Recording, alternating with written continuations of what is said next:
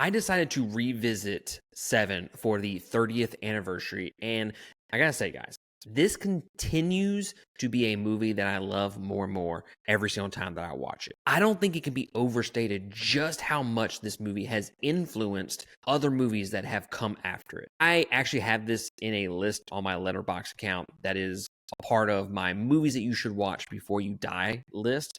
And I think this is absolutely one of the most influential, best movies of all time. I mean, the vibe here can be felt in so many movies. Longlegs and The Batman, just two of the more recent movies that have borrowed heavily from Seven, especially The Batman. I mean, that movie has Zodiac and Seven written all over it. To me, this is the perfect crime thriller that can never be replicated. And speaking of watching this multiple times, I think this is one of those movies that deserves to be watched multiple times because you're going to find Easter eggs, you're going to find hidden things, meanings in the minor detail, in the background of this movie.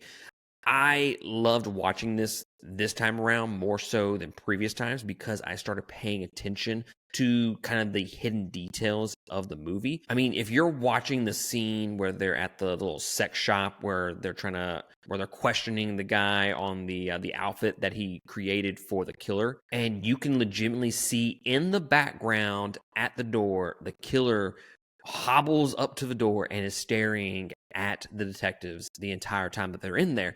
And I did not notice that up until this time around. And then you get the little breadcrumbs of them dropping what is going to inevitably be the ending to the movie, especially when it comes to Mills and his wrath throughout the entire movie. He gets angry at everything. He's very impatient, very impulsive to a lot of his decisions. And I think when you compare him and Somerset, I think one of the big things that really struck home for me with this movie was when they went to the killer's apartment and he ends up walking up on them, and then Brad Pitt's character, Detective Mills, chases after him.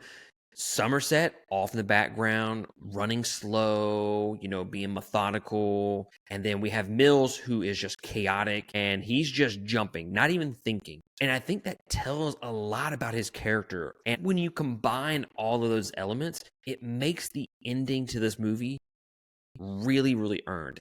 Everybody talks about the ending and how it's amazing and one of the best endings of all time. And look, I'm not downplaying that whatsoever. It is one of the all-time greats for sure. But that movie doesn't have the amazing ending that it has without setting it up beforehand with those little nuggets of character development throughout the movie where you see his wrath, you see his anger, and you see kind of how the killer, when he's being interrogated, he's saying repeatedly, "I admire you. I admire you." And at first you don't really catch it until maybe even the second time that you watch it. And like I said, yeah, the ending is amazing, but that's really not what makes me personally love the movie so much. The movie doesn't earn that perfect score, that 5 out of 5, 10 out of 10 score just because of the ending. The buildup has to be expertly done in order for the finale to be as successful as it is. The way it slowly gives away some of the answers and then pulls the rug from under us and go in a completely different direction is just masterfully done. And I think that's why this movie is one of the best, not only just crime dramas, but thrillers, because you are legitimately on the edge of your seat for the entire runtime. And then every time that you feel like we're about to figure out who the killer is or they're going to catch the killer, there's another dead end. It truly gives you that sense that you are right smack dab in the middle of a murder case. And to me, that is one of the coolest things about the movie. And the fact that they don't reveal who the killer is until like the last 30 minutes of the movie, like I said, keeps you on the edge of your seat. And going back to the Batman, this was the biggest issue that I had with the Batman, was because we knew who the killer was before the movie even started. So there was never that tension that Seven had. Now, anytime someone talks about Seven, they mention kind of the same things. They mention the cinematography, which looks amazing, by the way. This movie came out 30 years ago, and it is still one of the best looking movies, period. I love that grungy look to the movie. It's like you can kind of smell everything and you can kind of feel it. It is just, to me, the production and the set design is just out of this world. And I don't know, maybe it's like the paramedic in me, but I feel like when they go in these houses with the cockroaches crawling on the table and there's no lights and it's just like a hoarder's house or anything like that, I can absolutely smell that, and it really kind of sucks you into that world where you can smell and feel everything that's going on in that movie. And to me, that is one of the best things about the movie, because the thing with the movie is to take you out of the world that you're in right now and put you into their world. And I think they did a masterful job with doing that. So I mentioned the set design, I mentioned the cinematography and the ending, which I guess I'll go in a little bit deeper with the ending. I think the ending is really, really great, because I think when a lot of people talk about this movie, that's all they really discuss, the ending.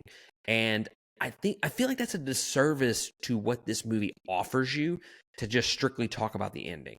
The ending is one of the best, like without a doubt. It's one of the greats in terms of reeling you in and then just having a mind-blowing ending. It's not what makes this movie for me. Yeah, that really ties a bow on it and just solidifies it as one of the best movies of all time. But personally, I don't think they have that amazing ending without having great characters. Detective Mills and Somerset are two complex characters with two phenomenal actors portraying them. I mentioned earlier that I love this movie more with every watch, and I really focused on the character development side of the movie this time around and some of the hidden details. The foreshadowing done throughout the movie is simply incredible, but surprisingly, we get a good amount of time where the two main characters are just having those quieter character development moments, which I really appreciate, especially in movies like this. I feel like that's really what elevates this movie for me.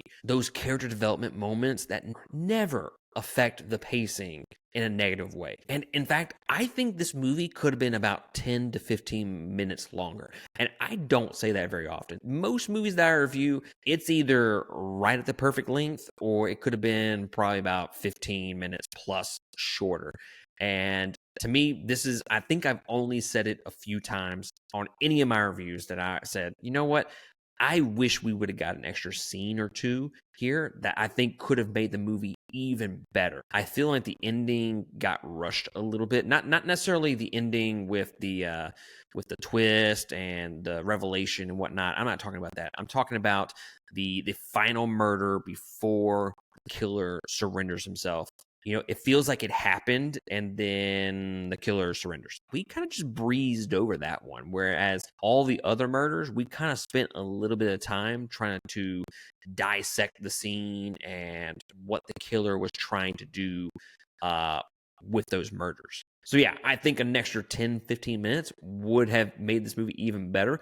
But hey, I'm not going to complain too much because I still think this is a perfect movie. And again, I don't think you get that perfect movie without having two amazing characters. And these are two characters that could not be further apart.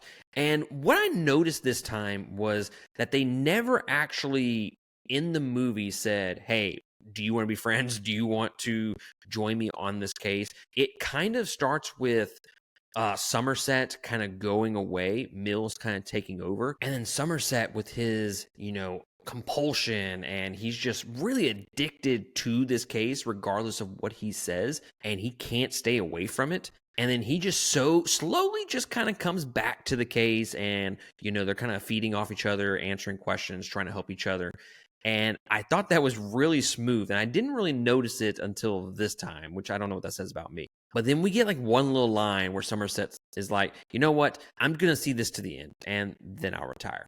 But before that, he kind of just weasels his way right back into the case. And I thought that was kind of funny. And speaking of which, I think there's some dark humor woven through this movie this movie's got some funny moments. We got Brad Pitt just standing in the rain, offering coffee to Somerset, and he just straight up ignores him, shuts him down, and just sets it on the ground outside in the pouring rain. And it's just moments like that kind of bring a little bit of levity to this movie. And it's just little things like that that just elevate this movie for me and make it even better. I really wish that I could watch this again for the first time. To truly be one of the greatest movies of all time, it also needs to be one of the most influential movies of all time. Seven accomplishes both of those. I will give a shout out to my work partner, Kat, and because she just watched this movie for the first time and she absolutely loved it. And I'm so, pun intended, envious of that I wish I could experience this movie again for the first time. Guys, let me know down below of what you thought about the movie Seven. Let me know what you think about some of the hidden details that I didn't mention in this movie. There's a ton, but drop me a comment below of some of the ones that I might have missed, and maybe I can go back and watch it again and catch it on a next watch. But guys, that is going to be it for me. I will catch y'all next time on another episode. Later.